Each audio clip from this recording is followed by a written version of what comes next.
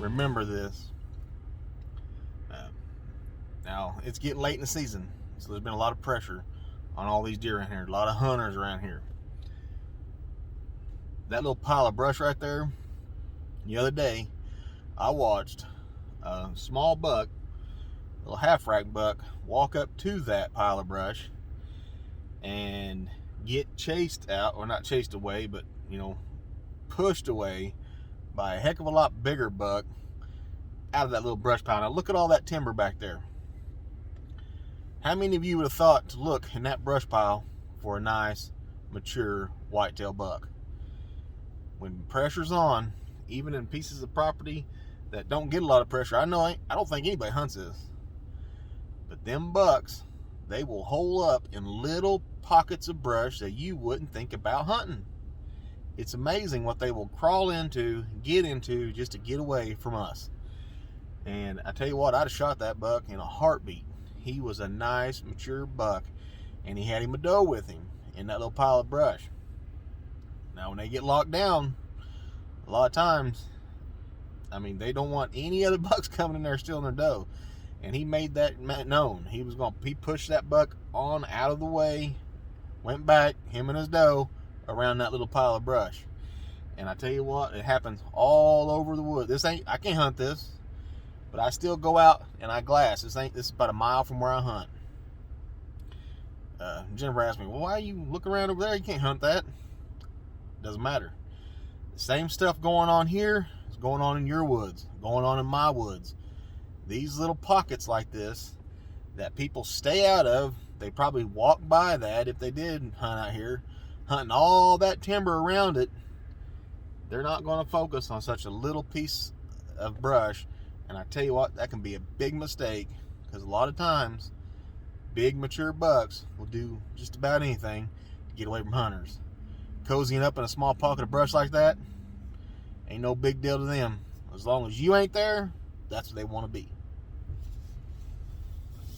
Woo. As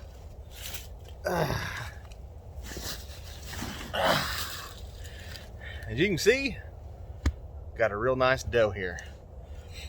The 308 done it again. My dad's old rifle. This hunt's pretty special to me. Not only for what happened this morning, and I probably won't share all of it because that's mine, but I better unload this. Just kind of run down here. Didn't really know where to hunt. Yesterday I was coming up the driveway and seen one of my dad's old chairs. In his later years, he'd just put a chair out there and sit, during rifle season, shoot deer. He's a master at it. And this is the first deer I've shot where my dad ain't here. My father passed away the other day. And so this is a pretty emotional hunt. I just was pulled into where we always park. We parked a million times and was late. I could see down the road and out jumped a doe coming from the neighbors onto us. And that's what pressure will do for you. Hunting pressure will bring deer onto you. Like nothing else. They will naturally come this way, but hunting pressure can be your best friend. And I know there's people hunting over there, and I know there's people hunting down here. So the wind wasn't perfect, but I seen them deer come onto me. I seen two does. I don't know if it's this one and then I thought, okay, well, they're going this way. I'm going to try and get around in front of them. So no filming, just go.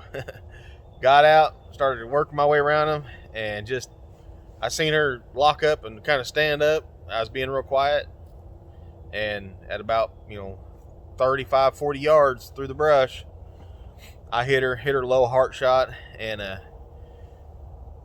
course then I seen tails everywhere. I didn't know how many deer was there.